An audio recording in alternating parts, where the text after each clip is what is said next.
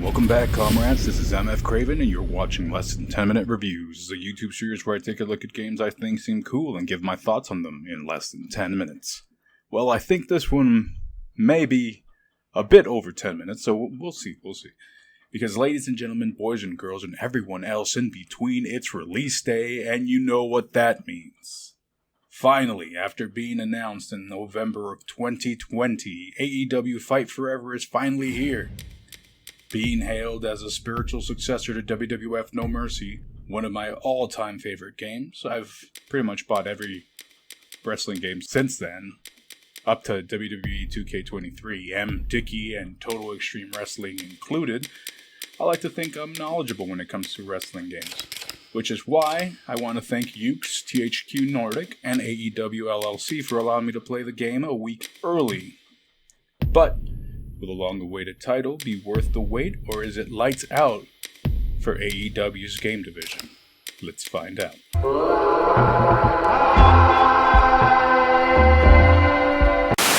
Side note, I am completely impartial. I am a fan of pro wrestling first. I owe no allegiance to a single brand. I have been around the pro wrestling scene for some years now, and have friends in all places.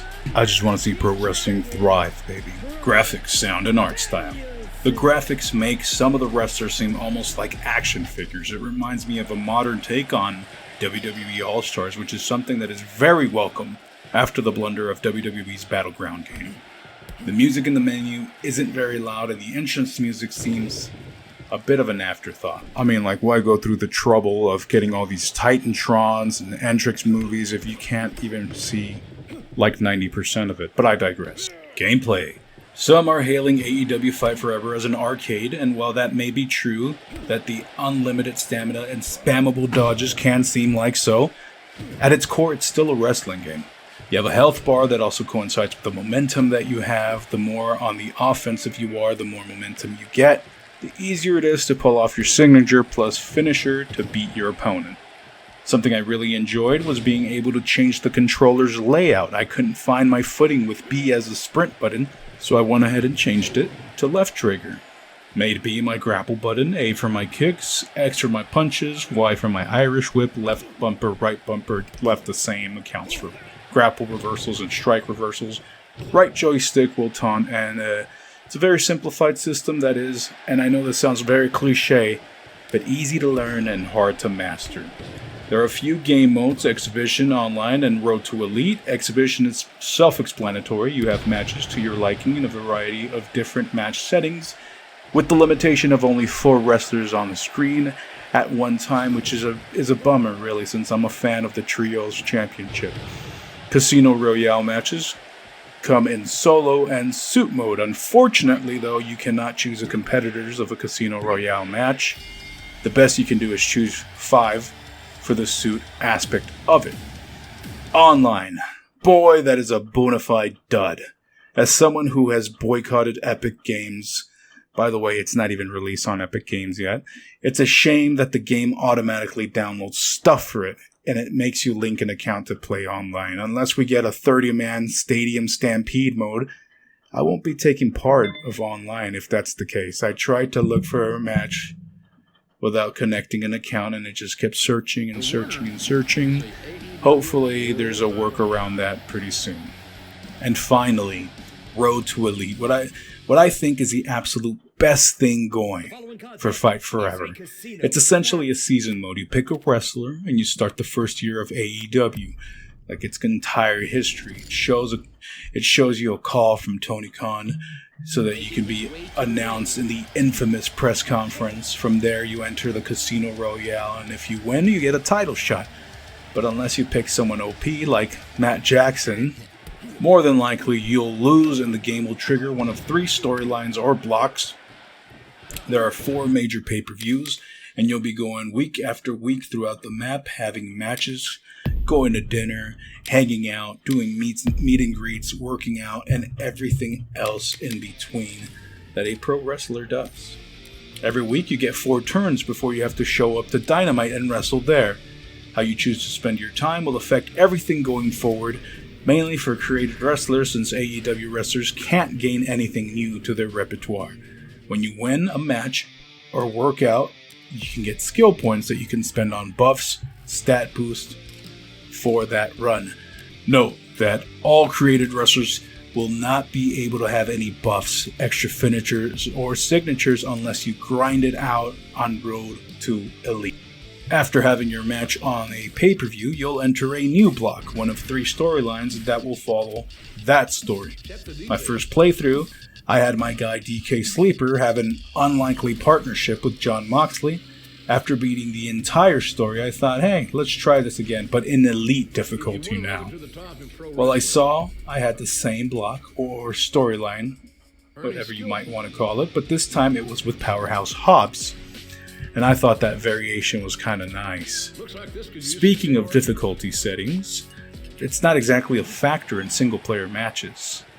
You can essentially just beat the hell out of somebody on hard or elite mode, but it's the multiple wrestler matches that turns up the heat in the kitchen up to like 11. It's extremely hard. Price $59.99 USD. How many hours estimated? I beat Road to Elite in about 4 hours, which is only a year, more like 4 months, but I had about 30 matches, each of them lasting around 5 minutes each, and balancing working out, going to the hospital, eating, fine dining in each city, and going on a date with an AEW wrestler, Abaddon in-game, of course. I think the objective is to beat the Road to Elite with every wrestler, which would be pretty long since the roster is about 40-something deep. And if you want to go by that benchmark, then you're looking at around 100 hours of gameplay. Is it playable on Steam Deck? No, absolutely not. Unless you have Windows installed, it is not playable. It might be the anti-cheat or the Epic connection. I don't know, I wanted to try it out, but I couldn't. Instead, I played it on my Asus ROG Ally, and it played like a peach. Actually, it's my preferred way of playing it. That handheld mode just feels nice. Creative mode. Well, usually this is where I give my final thoughts, but I thought I'd review one of the best aspects of any wrestling game. The creative modes. We have create a wrestler, create a team, and create an arena.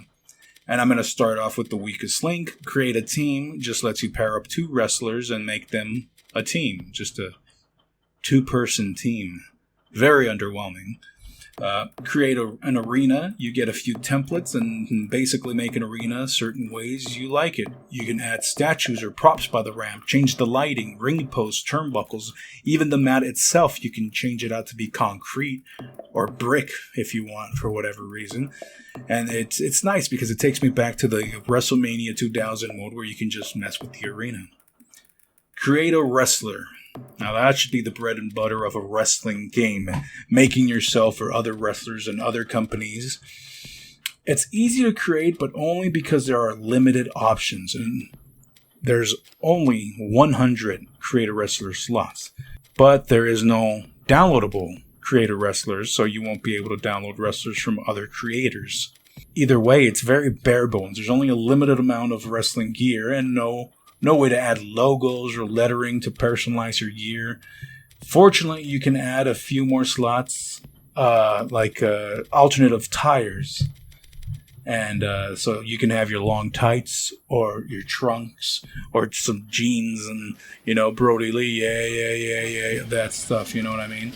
The entrance for your created wrestlers, matter of fact, for everyone in-game is like 10 seconds long, and it's and I'm using this word a lot, but it's very underwhelming. The only thing I like is the ability to trigger the pyro or changes to a screen with the D-pad. Like I have a little crackling effect for my guy. Moving on to the move sets for creative wrestlers, while I'm very impressed with the amount of moves you have, there has to be a sorting system implemented for this. They say that imitation is the sincerest form of flattery.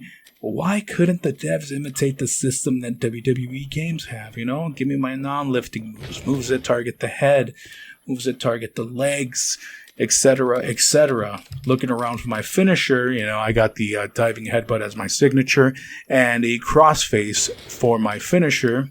It was very hard to find until I was like, I'm just going to do it by alphabetical order. Final thoughts.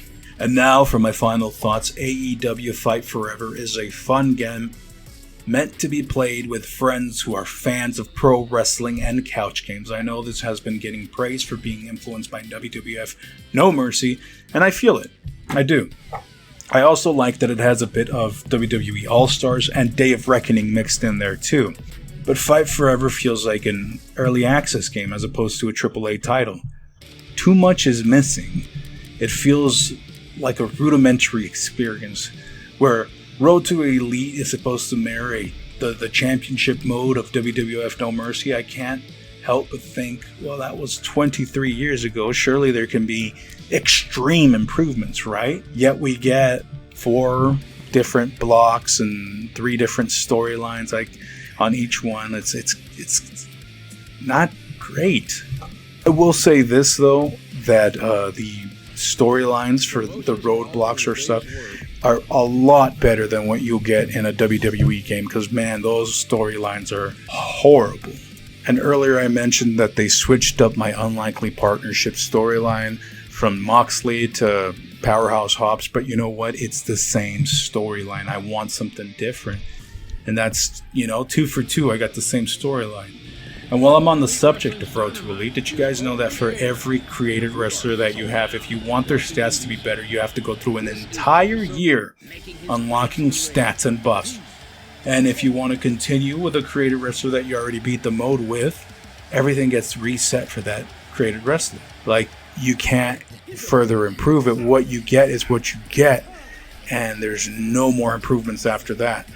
Also, for when working out, I experienced more injuries when attempting a 7% chance of injury than I did with 53% chance. I just kept going for the biggest risk factor because it doesn't really matter. It didn't factor in. It just needs a ton of quality of life fixes. Give me more storylines, a longer experience than just 4 pay-per-views, especially if the 16 weeks will determine the stats of your created wrestler in exhibition and online modes forever, unless you redo it and you get a better grade. The gameplay is fun though, and it makes sense because it takes you through the motions of momentum. I would like the ability to see limb damage, however. You can be damaged, but only when a body part goes yellow or red can it be visible on screen for a second or two. Having a bar that fills up when you're mashing to kick out or if you're close to tapping out, it'd be nice to see that visually, because it's just like, I don't know, should I be tapping something when I apply my crossface finisher? Should I be tapping something? Are they close to tapping? I don't know. And that is a little bit, infuriating, because I get it. Bring them down to danger and then apply whatever submission and bam, you win. But whatever. And while I didn't experience clipping or any graphical mishaps as some people are reporting, there were some instances that the body physics were a little bit sus. I can't get a rope break, but a CPU gets a rope break when they're a hell of a lot further away from the rope than I was. The inclusion of 40 weapons is nice, but they feel clunky. Only 2 hits and the item breaks or falls off your hand, so I didn't really use that a lot. If you're a stats person like myself, I love looking at wins, losses, draws. There's a portion of this game that will have you covered. Like if you're Road to Elite and it tells you everything you've done, the mini games, how many times you've eaten, everything.